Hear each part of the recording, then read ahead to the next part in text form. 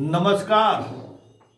शपथ ग्रहण के 24 घंटे बीत चुके हैं, लेकिन मंत्रालय कौन सा, किसको कौन सा मंत्रालय दिया जाएगा अभी तक तय नहीं हो पाया है।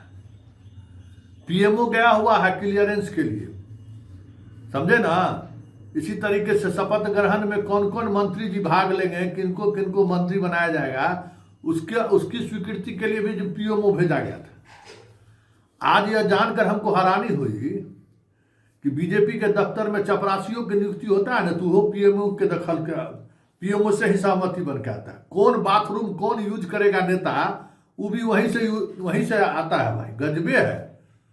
बताइए 24 घंटा हो गया। मंत्री कैसे बनाए, उस पर हम विस्तृत चर्चा करेंगे कि प्रधानमंत्री का चॉइस क्या है बिहार को लेकर। सब देखिए रहे हैं ना कैसे कैसे लोगों को मंत्री बनाया गया है। देखिए अखबार में खबर छपी है, भास्कर का ही खबर है कि 1:30 बजे रात में जो है सो गया, वहां से क्या सहमति बन के आया और कई लोगों को मंत्री हटाया गया और उसके बाद नए चेहरों को शामिल किया गया। बड़ी बड़ी बातें हुई। तो मंत्री तो आप देख लीजिए कि कैसे कैसे मंत्री का चयन किए, मतलब कितने योग्य लोगों को पीएमओ ने मंत्री की जिम्मेवारी दी है, तो समझिए गए। वैसे ये जिम्मेवारी सब जो है ना, मराठा मानुष के सहारे बहुत सारी चीजें चल रही हैं बीजेपी में भी, समझे। कहने के लिए पीएमओ है, तो जो कुछ भी होगा सेंट्रल लाइन होगी। कांग्रेस शर्मा जाएगा भाई। ये कांग्रेस के समय में आला कमान सुनते थे, बीजेपी के समय में इस तरीके से आला कमान वाली बात, गजब स्थिति है। तो बीजेपी कोटा से जो मंत्री सब बने हैं सो देख ही लिए हैं कैसे कैसे मंत्री बने हैं। जिस मंत्रिमंडल का सदस्य सुशील मोदी हुआ करते थे, समझ जाइए, बड़े बड़े चंद्रमोहन राय हुआ करते थे,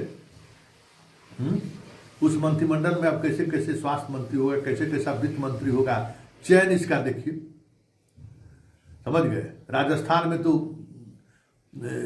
कई सांसद को भेज दिया गया था, भाई जाइए संभालिए राजस्थान।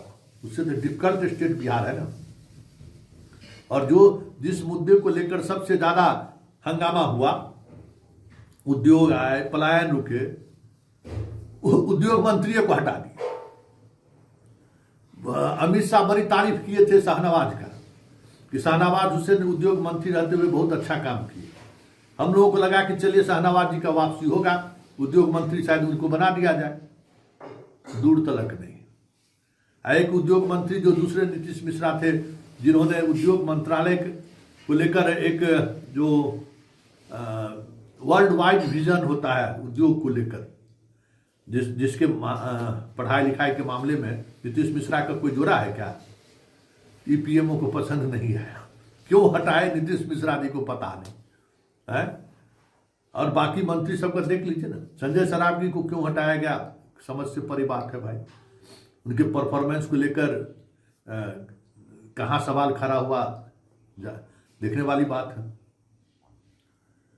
नीरज बबलू को लेकर क्या हुआ बताना चाहिए। तो जिस वजह से नीरज बबलू, जीवेश मिश्रा को हटाया गया, संजय सरावगी को हटाया गया, अगर वजह वही है जो भाई आईबी का रिपोर्ट है, कुछ बायां दायां ज्यादा किए हैं, तो यहाँ कौन दूध के धुले हुए लोगों को आप लिए हैं ये कहिए। अगर नीरज बबलू अपने विभाग में बहुत लूटपाट किए हैं, जीवेश मिश्रा के लूटपाट की चर्चा तो गली गली में था, संजय सरावगी का तो चर्चा इस तरीके से नहीं था। ठीक है, अगर पैमाने वही था तो फिर जिन मंत्रियों को आप हटाए हैं और जिन मंत्रियों को बनाए हुए हैं, उसमें कौन हरिश्चंद्र है? यहाँ तो आपका स्थिति ये है कि आपका जो एक मंत्री जी हैं जिसको कल शपथ दिलाए हैं, वह 3 दिन पहले विभाग के अधिकारी को मैसेज करके कह दिए कि आ रहे हैं तुम्हारे विभाग में। जो पहले विभाग में थे वो जहाँ, उसी विभाग के पदाधिकारी के कहे कि हम आ रहे हैं। इतना कॉन्फिडेंट है कि हम ही जाएंगे, हम ही लेंगे अब वो विभाग। अब सोच लीजिए क्या स्थिति है। तो जितने लोगों पर आपने भरोसा किया, जिस तरीके से भरोसा किया है, अगर पीएमओ का ये भरोसा है तो समझा जा सकता है कि मंत्रालय को लेकर जो विलंब हो रहा है उसमें भी कुछ खास बदलाव देखने को नहीं मिलेगा। वित्त मंत्री की बात करें तो आपके पास जितने लोग बने हैं उसमें कोई विकल्प तो है ही नहीं। और सम्राट चौधरी वित्त मंत्री के रूप में 7वीं पास आदमी क्या कर सकते हैं सबको पता है। जिस विजय सिन्हा की योग्यता की चर्चा तो सब जगह है कि कितने योग्य हैं। दोनों डिप्टी सीएम आपके सामने ही हैं, जो भी मंत्रालय आप दे दीजिए। एक पथ निर्माण लेने के लिए व्याकुल है और दूसरे को वित्त दे के जो है उनको गले के फांसे चढ़ाइएगा ना, कोई दूसरा विभाग दे दीजिएगा तो कुछ बात भी बनेगी। ये देखिए यही मंत्रालय है। अब श्रेयसी सिंह का खेल खेलती है तो उसको खेल मंत्री दे दीजिए, है तो खेल मंत्री क्या कर सकता है? खेल मंत्री का कितना का बजट है, वो क्या कर सकती है?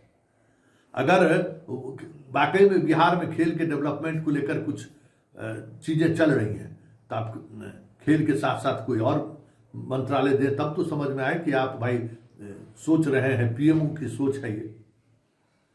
रामकृपाल यादव के पास अनुभव है, दिल्ली भी देखे हैं, बिहार भी देखे हैं, अनुभव है। अब देखना होगा ना कि उस अनुभव का पीएमओ कितना ख्याल रखता है। जबकि सच्चाई यही है कि सब जो है ना कहने के लिए है। ये कांग्रेस का सेकंड अवतार है और ये स्थिति बनी रही ना तो बहुत जल्द कांग्रेस से 60-70 साल तक देश में राज किए, ये 15 साल में जो है ना अपना रंग चाल चरित्र चेहरा दिखा दिए हैं जनता को। तो बहुत कुछ दिनों तक अगर ये चीजें चलेगी कहना मुश्किल है। परफॉर्मेंस पर ना, परफॉर्मेंस जब जीरो रहेगा, जब अपने बताइए नरेंद्र मोदी जी प्रधानमंत्री 3 वो पूर्व ब्यूरोक्रेट को रखकर सब विभाग चला रहे हैं, कुछ उसी तरीके का प्रयोग बिहार में भी कर देती। बीजेपी में कुछ नए तरीके का उनके साथ काम करने वाले बहुत आईएएस अधिकारी थे, उसी तरीके के कोई बढ़िया अधिकारी जो रिटायर्ड हो चुके हैं या बढ़िया वित्त के जानकार हैं उनको बिहार भेज देते, तब न लगता कि हाँ कुछ नया बदलाव हो रहा है। तो इस जो मंत्री लोग बने हैं जात के नाम पर, सामाजिक समीकरण के नाम पर, उनसे क्या आप उम्मीद कर सकते हैं कि कुछ बेहतर मंत्रालय डिसीजन होगा? बताइए 24 घंटा हो गया अभी तक मंत्रालय डिसीजन नहीं ले पाए हैं। अब देखिए कितना देर आता है। जब पता चला कि खबर जब तक चल रही है तब तक कहीं आ भी न जाए। लेकिन जिस तरीके से मंत्री के मामले में कुछ खास देखने को नहीं मिला, मंत्रालय देखकर भी आप निराश हो जाइए तो कोई बड़ी बात नहीं होगी, क्योंकि कोई विजन बिहार को लेकर कुछ अलग पीएमओ का दिख नहीं रहा है। बस एक ही विजन दिख रहा है, मराठी मानुष के सहारे कुछ और चीजें। समझ गए ना, बाकी बात कहने की जरूरत नहीं है।